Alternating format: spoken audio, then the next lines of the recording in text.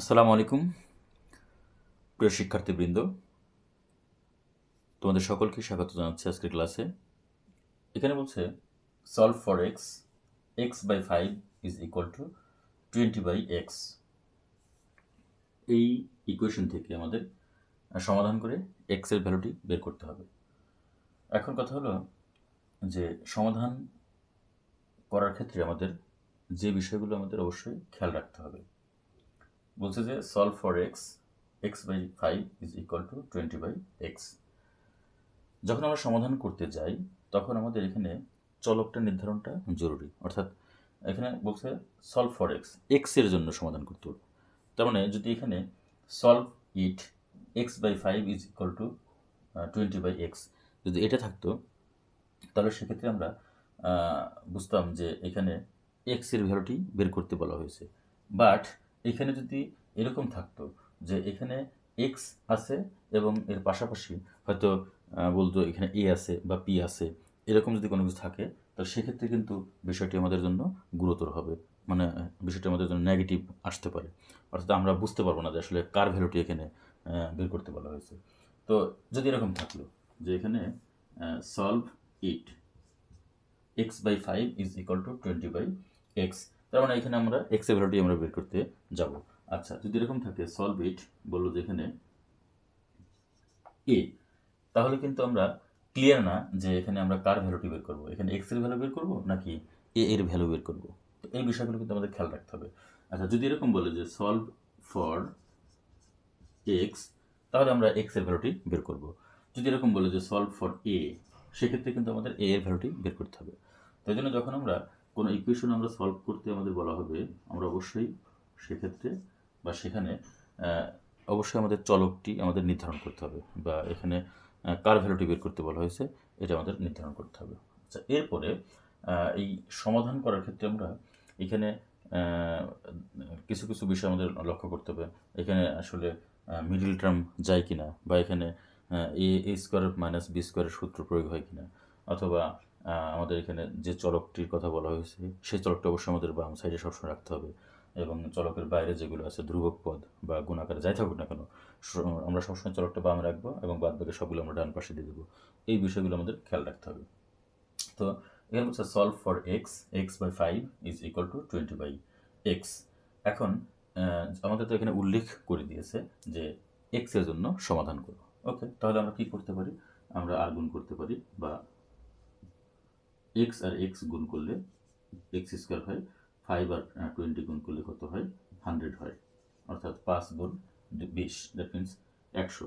এখন আমাদের এখানে এক্স স্কোয়ার, এখানে কত, 100। সো আমরা এখানে কি করতে পারি, এক্স ইজ ইকুয়াল টু আমরা বর্গমূল করলে প্লাস মাইনাস কি আমরা পাবো, 10 পাবো। তার মানে আমাদের এক্স এর ভ্যালু কত এখানে, প্লাস মাইনাস 10। অর্থাৎ আমাদের প্লাস 10 অথবা মাইনাস 10। এখন কথা হলো যে এখানে আমরা প্লাস মাইনাস 10 নিলাম কেন, আমরা শুধু 10 নিলাম না কেন। আচ্ছা, আমরা ম্যাক্সিমাম ক্ষেত্রেই আমরা 10টা মানে আমরা পজিটিভ মানটা আমরা নেওয়ার চেষ্টা করি। আসলে পজিটিভ মান সবসময়ের জন্যই পজিটিভ, আর নেগেটিভ মান নিলে কিছু কিছু ক্ষেত্রে সেই নেগেটিভ মান গ্রহণযোগ্য হয় না। তো এই যে কিছু কিছু ক্ষেত্রে বললাম, এইটা মানে একটু রেয়ার। বাট মানে প্লাস মাইনাস দুটি মান দিয়েই আমাদের সিদ্ধ হবে। কিন্তু কিছু কিছু ক্ষেত্রে আমাদের এইগুলো দেখা যায় লগের ক্ষেত্রে, তারপরে ট্রিগোনোমেট্রিক ফাংশনের ক্ষেত্রে, এই ক্ষেত্রে অনেক জায়গায় আমাদের মাইনাস মানটা গ্রহণযোগ্য হয় না। যেমন লগারিদমের ক্ষেত্রে কিন্তু নেগেটিভ মান কিন্তু গ্রহণযোগ্য না। তারপরে ট্রিগোনোমেট্রির ক্ষেত্রে নেগেটিভ মান অনেক জায়গায় গ্রহণযোগ্য হয় না। তো সেই বিষয়গুলো আমরা মাথায় রেখে আমরা প্লাস মাইনাস ভ্যালু দুটিই নিই, কিন্তু কিছু ক্ষেত্রে আমরা সেটা অমিট করি। আর যদি কোথাও হয়তো প্রশ্ন দেওয়া থাকে যে দেখাও যে এত সময় এত প্লাস মান হয়তো শুধু বললো, তো আমরা সেটা প্লাস মানটা আমরা গ্রহণ করি। আর যদি বলে যে দেখাও যে এত ইজিক্যাল টু প্লাস মাইনাস দুটোই বলে, তো আমরা সেটা প্লাস মাইনাস দুটি মানে গ্রহণ করি। আবার যদি বলে দেখাও যে এত ইজিক্যাল টু মাইনাস মান, তো মাইনাস মানটা আমরা সেখানে গ্রহণ করি। তো এই জন্য আমাদের প্লাস মান এবং মাইনাস মান আমরা দুটি নেওয়ার চেষ্টা করব, তবে কিছু কিছু ক্ষেত্রে আমরা অমিট করব। ঠিক আছে। আর যদি প্রমাণ করতে বলা হয় সেক্ষেত্রে আমরা তো অবশ্যই প্রমাণে যেটা বলা হবে সেটাই আমরা দেবো।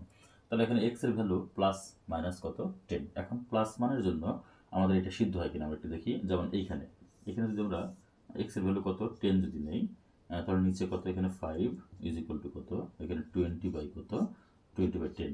তাহলে এখানে আমরা যদি কেটে দিই তাহলে 2, আর এখানে কেটে দিলে কত, 2। That means 2 is equal two 2। মানে এটা আমাদের জন্য কিন্তু গ্রহণযোগ্য।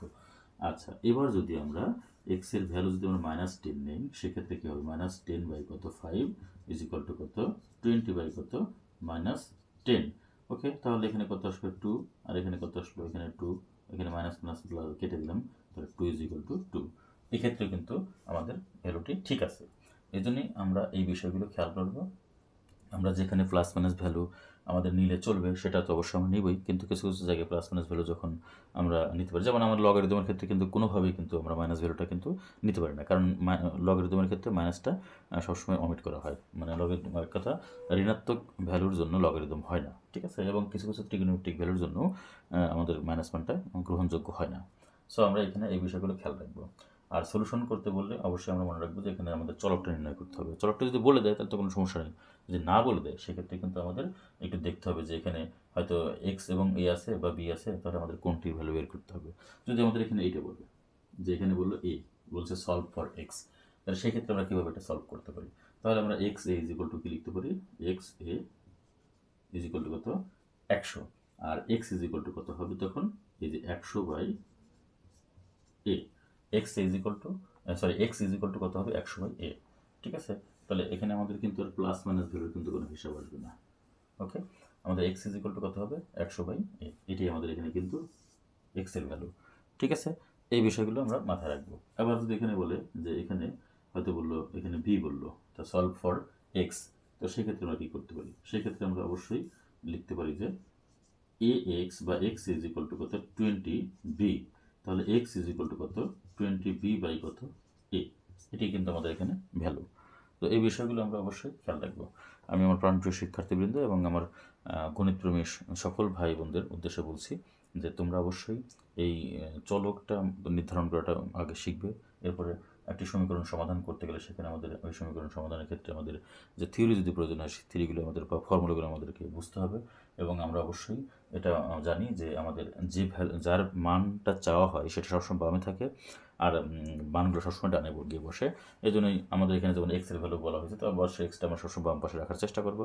এখানে ডান বাম ফ্যাক্টর না, ফ্যাক্টর হচ্ছে কি আমাদের মানে শুধুমাত্র ওই এক্সের ভ্যালু বলা হয়েছে, শুধু এক্সের ভ্যালুটা এক্সটাই একটা সাইডে থাকবে আর বাদ বাকিগুলো অন্য সাইডে চলে যাবে, সেটা ডান বাম, সেটা ফ্যাক্টর না। এলো আমাদের হিসাব। আচ্ছা, এখন এই টাইপের যে অঙ্কগুলো দেখা যায় আমাদের অনেক সময় পরীক্ষায় দিয়ে দেয়, যে আমাদের শুধুমাত্র চাকরি পরীক্ষার জন্য না, আমাদের ম্যাথলেপেটের ক্ষেত্রে কিন্তু এই টাইপের কোশ্চেনগুলো দিয়ে দেয়। তো আমরা এগুলো একটু পুঙ্খানুপুঙ্খরূপে একটু বিশ্লেষণ করার চেষ্টা করব, এবং এই টাইপের আমরা একটা অঙ্ক না, আমরা অনেকগুলো অঙ্ক করার চেষ্টা করব, যাতে করে আমরা এই টাইপের অঙ্কগুলো যদি কোথাও আমরা পাই, সেটা যেমনই হোক না কেন, সেটা ক্রিটিক্যাল হোক আর ইজি হোক, যেটাই হোক না কেন, আমরা সেগুলোর জন্য খুব সহজেই ইজিলি আমরা যেন সলভ করতে পারি। আরেকটি কথা তোমাদের তো অবশ্যই বারবার বলি যে practice makes a man perfect, you have to practice. যদি তুমি অঙ্ক শিখতে চাও, যদি তুমি অঙ্ক জানতে চাও, বুঝতে চাও, সকল প্রকার অঙ্কের যদি তুমি দক্ষতা অর্জন করতে চাও, সকল প্রকার অঙ্কের যদি তুমি দখল নিতে চাও, অবশ্যই তোমাকে প্র্যাকটিস করতে হবে। প্র্যাকটিস করতেই হবে, তাছাড়া কোনো মাপ নেই। অঙ্ক করতে হলে, অঙ্ক বুঝতে হলে তোমাকে প্র্যাকটিস করতেই হবে, এটা সবচেয়ে বড় কথা। আর যদি একাডেমিকভাবে বলতে চাই, একাডেমিকভাবে বলতে গেলে তো অবশ্যই আমাকে অঙ্ক, যে অঙ্কটা আমি করতে যাব সেই অঙ্কের জন্য আমাকে যে ফর্মুলাগুলো দরকার, যে ফর্মুলা বা যে টেকনিকগুলো দরকার, সেগুলো কিন্তু অবশ্যই আমাকে আগে রপ্ত করতে হবে। বিশেষ করে ফর্মুলা এবং টেকনিক, এই দুটি আমাকে ভালো মতো রপ্ত করতেই হবে, নাহলে কিন্তু আমরা অঙ্কগুলো কিন্তু করতে পারবো না। একটি অঙ্কের কিন্তু আবার বিভিন্ন নিয়মও থাকে। হয়তো একজন টিচার হয়তো একটা নিয়মে করেছে অঙ্কটি, সেখানে আরেকজন টিচার একটা নিয়মে করেছে। এখন নিয়ম বলতে আমি কী বুঝি? নিয়মটা হলো যে কৌশলটা, হ্যাঁ, বা টেকনিকটা বা তার ধারাটা কেমন, সে কীভাবে এটা বোঝাতেছে, হ্যাঁ। তবে সেখানে অবশ্যই কিন্তু যুক্তিটা ঠিক থাকতে হবে। সঠিক যুক্তি, সঠিক ফর্মুলা, সঠিক কৌশল অবলম্বন করে আমরা যে কেউ যেভাবে যে কোনোভাবে আমরা ম্যাথমেটিক্যাল টার্মটি সলভ করতে পারি। এই বিষয়ে আমাদের অবশ্যই অবগত থাকতে হবে যে আমরা একটি নিয়ম কে কেন্দ্র করি যে আমরা অঙ্কটি আমরা করব, সেটা না। আমরা যে কেউ যে কোনোভাবে যে কোনো পন্থায় অবলম্বন করে ম্যাথমেটিক্যাল টার্মটি সলভ করতে হবে। এখানে কিন্তু ম্যাথমেটিক্সের যে ধারা, যে নীতি নৈতিকতা, ম্যাথমেটিক্সের যে রীতি, সেইটা কিন্তু অবশ্যই আমাকে গ্রহণ করতে হবে, সেটা কিন্তু ওখানে থাকতে হবে।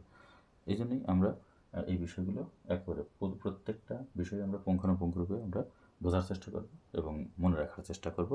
আরও যে বললাম সর্বশেষ কথা, প্র্যাকটিস বেশি বেশি করো, অঙ্ক ভালো করতে পারবে। সকলের প্রতি শুভেচ্ছা জানিয়ে শেষ করছি।